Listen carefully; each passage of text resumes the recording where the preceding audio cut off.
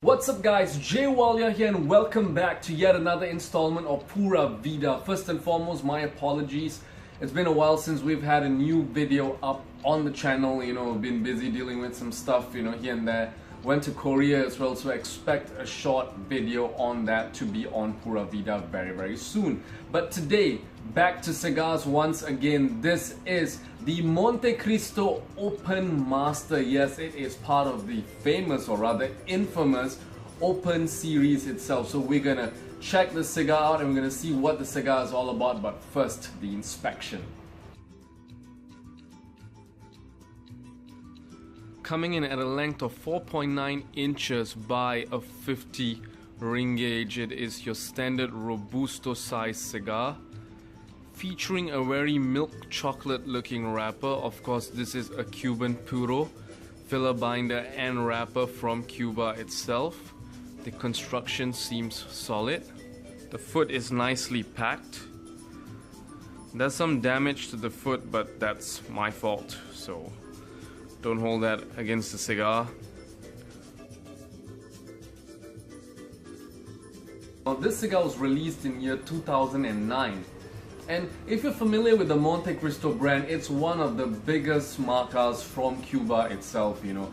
Everybody knows Montecristo. The Monte number 4 and the Monte number 2 are legends around the world and well loved by aficionados worldwide. So why the need for the Open Master? Well, Habanos SA decided that, you know, it was time for them to introduce a cigar that was an entry-level Montecristo. A Montecristo that was lighter, a Montecristo that, you know, appealed more to the beginner, and they gave it some pretty interesting names because there are few under the line. There's the Open Master, which is this, of course. There's the Open Eagle and the Open Regatta. The Open Regatta is a torpedo shape. Now, it's one of the cigars that you are, you know, you saw something that you take to the golf course or to the yacht or something like that, hence the names. So it's something that is not too complicated. It's something that you can focus on, hang out with your friends and the likes of that, but it's supposedly going to be a good cigar. That's what it's marketed as. And you know, the reviews on this have been pretty mixed. A lot of people, especially Monty fans, do not like it at all because they say it's just too mild and too one-dimensional. So we're gonna check that out today and see whether that's true for ourselves. But I gotta put it out there, they intended for this to be a milder blend. However, I think after the complaints, you know, the initial release, the 2009 release and the newer releases, which this is part of, you know, they're quite different, the blends. This is slightly more stronger than the original 2009 release. So just putting that out there.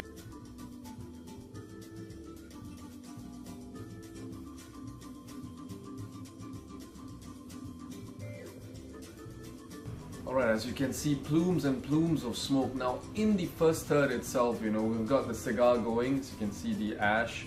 You know, not the nicest looking ash on a cigar, but on the palate, I must say one of the cleanest flavor profiles I've had in a long time from any cigar. You know, it's true, it is very uncomplicated, the flavor profile. So on the palate, you're getting a lot of dry wood. You're getting almost a very oaky sort of astringent finish at the end of it. Now, don't let this flavor profiles actually put you off because the notes are really clean and clear.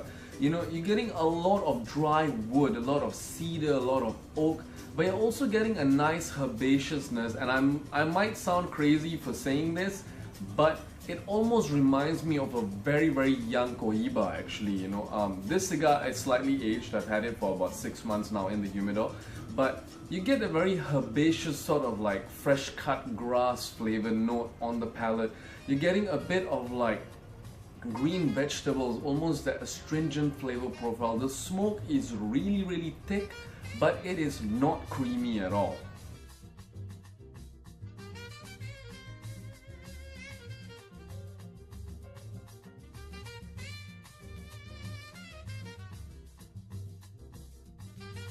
I must say, as you can see, the ash is holding on. Construction's pretty good on the cigar, as I mentioned. I just want to clarify one thing. So I made a mistake a little earlier when I said, you know, there's the Open Master, which is this, the Open Regatta and the Open Eagle. I missed out one more, the Open Junior. So There's 4 altogether in this line, and the Open Junior is, of course, as its name suggests, the smallest in the line itself. I've had that a couple of times, you know, it's a very easy smoke.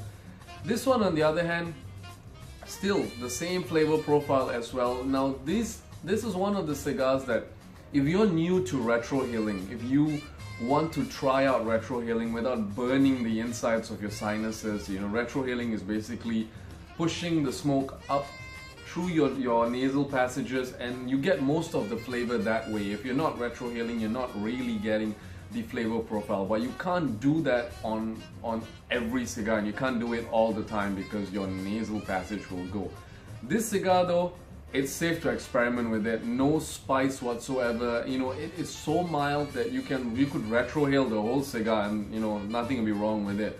On the retrohale, you open up a very, very different flavor profile. You get a very floral note, you know, almost like rose petals and the likes of that. So there's that sort of like bitterness, you know, when you eat one of those edible flowers, you get that sort of like bitter aftertaste. It's very mild, but you also get that floral nuance, that floral scent in your nasal passage. That's exactly what you get with this cigar. So a whole lot of wood. Now you're getting floral undertones as well. Slightly creamy now. Slightly, ever so slightly creamy. If you like sweet cigars, dessert cigars, this one's not for you because there is no sweetness in this cigar at all. The cigar's about to end, you know, we're in the final bit of it. No transitions whatsoever, you know, true to its promise, it is an uncomplicated, mild cigar. Just one interesting flavor note right there. Depending on which part of the world you're from, you either call it a capsicum or a bell pepper. That's exactly the note that I'm getting right here. So no spice, nothing, but you're getting the sort of vegetal, almost like a vegetal sweetness. Yes, so it's not quite on the sweetness of caramel, nothing like that. It's still not a dessert cigar at all, but you're getting that almost bell pepper-like flavor profile on the palate. It's not bad, it's pretty good. No chocolate, you know, none of those flavors that when you think Montecristo, you know, when I think Montecristo, I usually think a lot of wood, some chocolate in it, a slight muted spice, some sweetness. You're not getting that at all, and that's exactly what Habanos Assay was trying to go for with this cigar. The one thing that I don't quite agree with is this cigar is not one for beginners, because I've always felt that a beginner should have a cigar with bolder flavors. You know, when you're starting out, you don't know what flavors to look out for. So if the flavors are really mild, it's going to be difficult for you to pick it out. So I would always start a beginner with a more bolder flavored cigar, you know.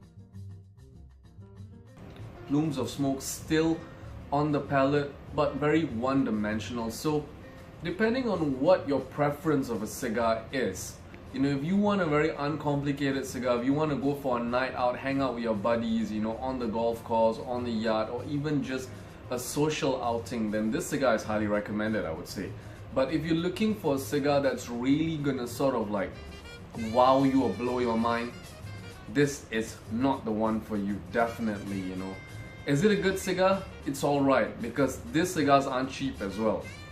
They are sold at a premium price, so, you know, that's all of these factors. You know, would I buy a box of these? No. Would I get a stick or two here and there? Yes, maybe, you know, but be that as it may, you know, this cigar, it's not bad.